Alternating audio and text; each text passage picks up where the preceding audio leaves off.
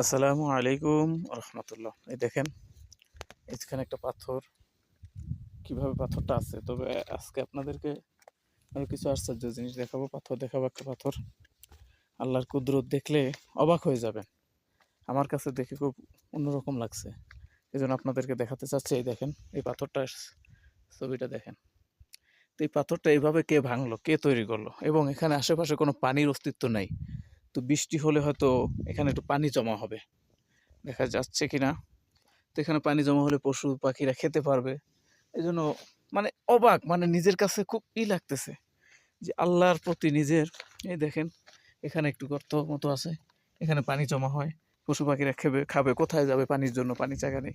তো আল্লাহ এমনভাবে সৃষ্টি করেছে কেউ যেন না খেয়ে থাকেন। আল্লাহ পাক রব্বুল আলামিন পবিত্র কোরআন বলছেন, ওমা মিন দাব্বাতিন ফিল আরদ ইল্লা আলাল্লাহি রিজকুহা ওয়া ইয়ালামু মুস্তাকাররাহা ওয়া মুস্তাওদাআহা কুল্লুন ফি কিতাবিন মুবিন। এই দেখতে পাচ্ছেন, আল্লাহ বলছেন যে একটা পাখি যে সকাল থেকে বের হয়, তারও রিজিকের ব্যবস্থা আল্লাহ করেন। তো এই জন্য রিজিক নিয়ে আমরা কেন এত টেনশন করি? আমরা মারামারি, ধরাধরি, কাটাকাটি করা দরকার নাই। আমার জন্য যতটুকু বাজেট, এতটুকু আমি পাবোই। এই দেখেন, সত্যি অবাক, অসাধারণ। যত দেখি ততই অবাক হই। মাশাআল্লাহ, আল্লাহর দুনিয়া। তো আপনাদের কাছে কেমন লাগে জানাবেন।